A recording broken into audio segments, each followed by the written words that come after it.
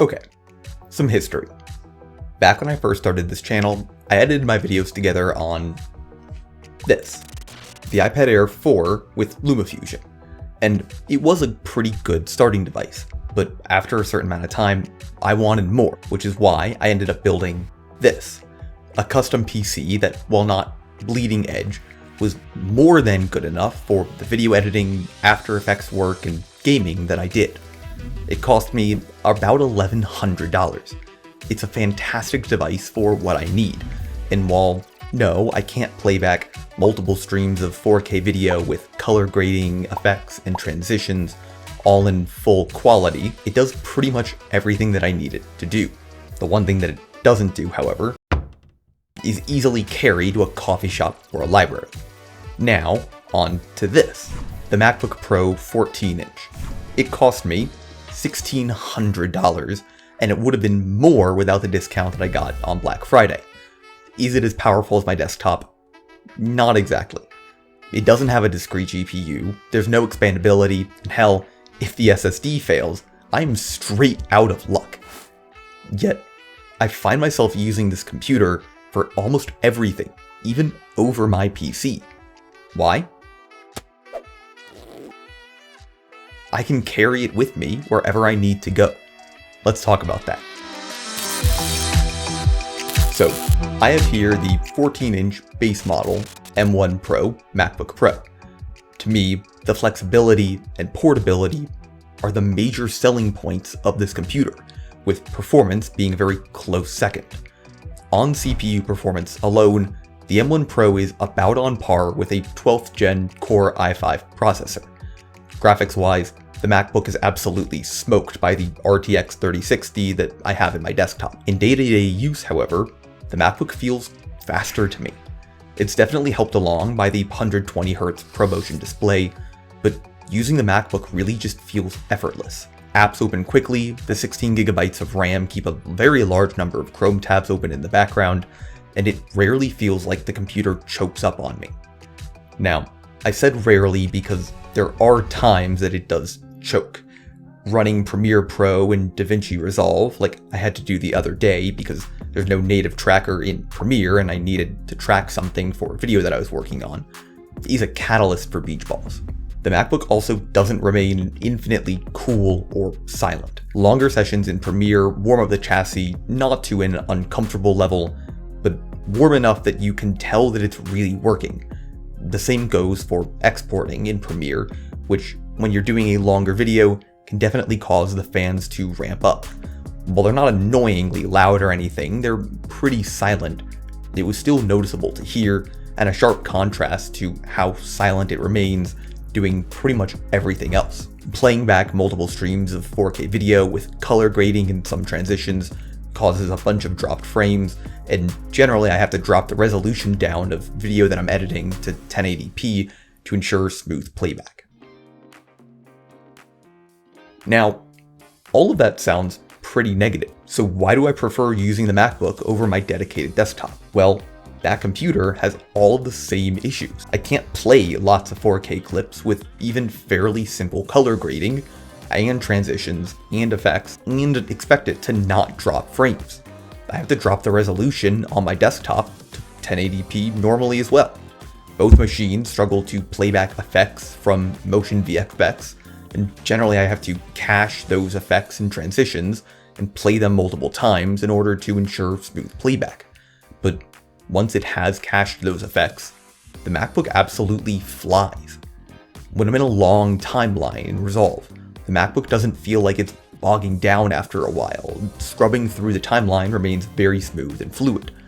I can't always say the same thing for my desktop. The best way that I can kind of sum this all up is that the MacBook Pro offers me about 80% of the performance of my desktop, because my desktop absolutely crushes it in terms of graphics performance. But I have all of that performance in a form factor that I can throw into a bag that also runs quieter, cooler, and more efficiently.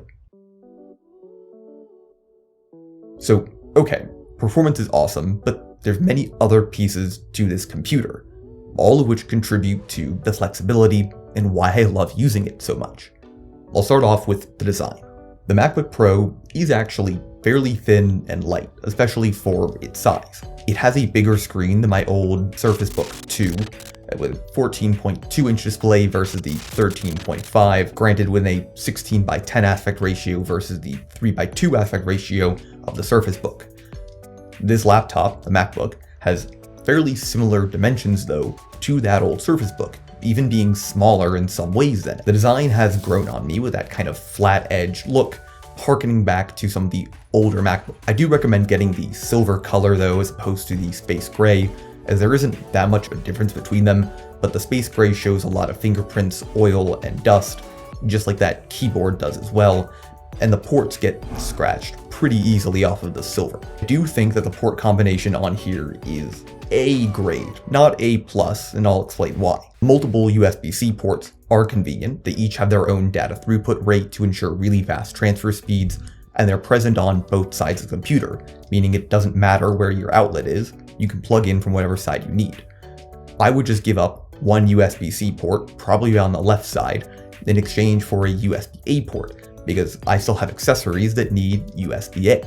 The other day I had to transfer some photos off of this computer to a friend's flash drive, but I couldn't, because I couldn't find my USB dock, and they had a USB-A flash drive.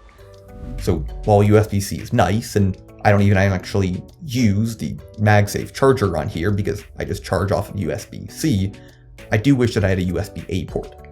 The HDMI port is very convenient, especially when I want to just plug in directly to my monitor or to a TV, and the SD card is a lifesaver, making it very simple to get footage off of this camera. Currently, I can't find my USB dock, but because of the SD card on here, I'm not really worried. I can just take all the footage for this video off of my camera right onto my computer. Other pieces of the design, the hinge feels wonderfully stiff, especially coming from a Surface Book 2.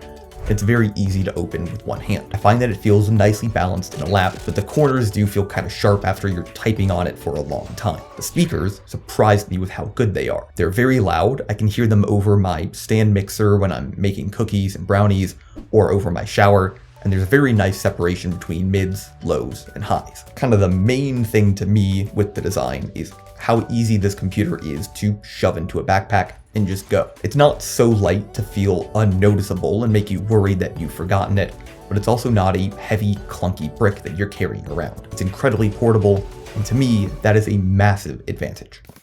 Next, let's talk about the keyboard and the trackpad. It's an Apple keyboard and trackpad. We all pretty much know what to expect here.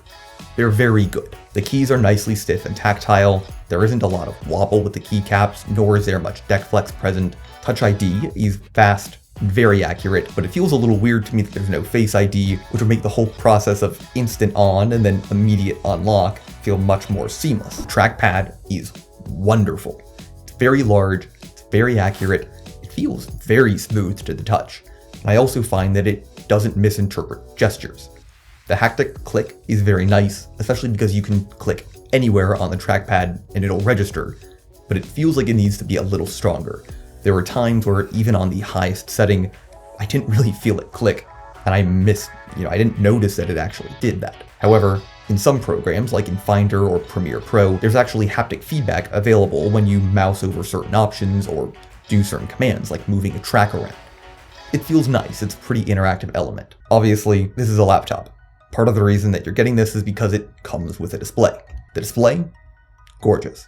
It's very sharp, it's very bright, it's very colorful. I've never really had any problems seeing it outdoor. I haven't noticed any weird halos, dead pixels, grain, discoloration, unevenness, nothing. Blacks are very dark on here, second only to the Pixel 6 that I use, which has an actual AMOLED display. I've never noticed an issue with halos around white text.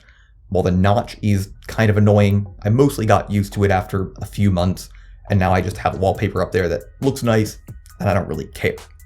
The 14.2-inch size is a good middle ground between portability and screen real estate. I just wish that it was a little taller of an aspect ratio.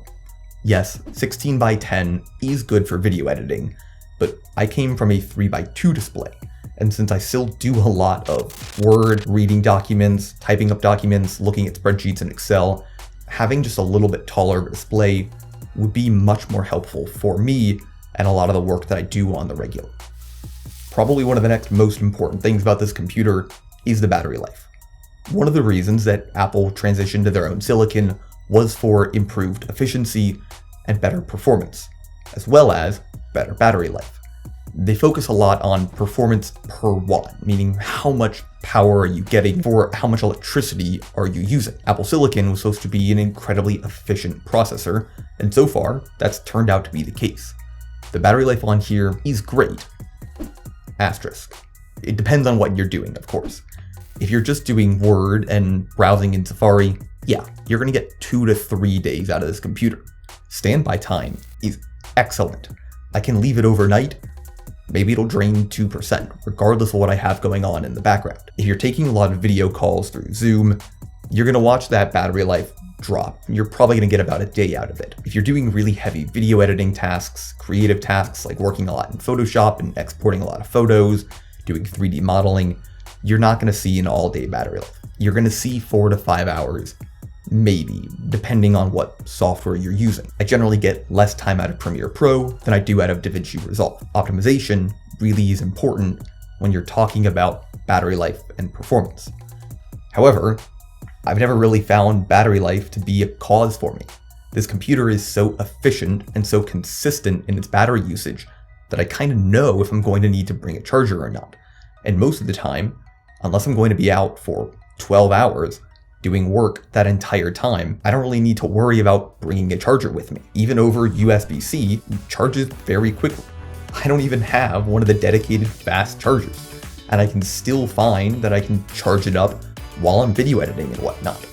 I've even gotten to use a small brick from Anker that's designed to fast charge phones. I think it's like 30-ish watts or whatnot, and that's more than enough to keep this computer even while video editing, which is kind of insane.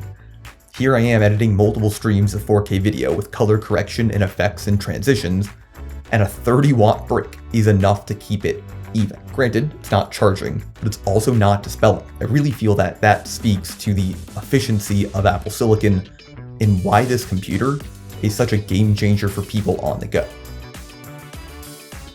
All of that sounds great, but I kind of want to put it into a situation for you. A few months ago, I was at a fencing tournament, but the second day, I wasn't fencing, and I had an internship application due 3 days from then, and I needed to produce a video for it. I obviously couldn't bring my PC with me to the tournament. Not possible, but I had my MacBook, so I did it all on the MacBook. And so many of the features and traits of this computer made it such an incredibly useful machine for me. That SD card reader allowed me to pull the footage off from my camera right onto my computer. The screen was bright enough to let me edit even while sitting next to the wall of windows that was present in the gym. I had to sit next to those windows for when I inevitably needed to charge up the computer. And when I did need to charge, I was able to get from 50% battery life down to 0 in about 3 hours.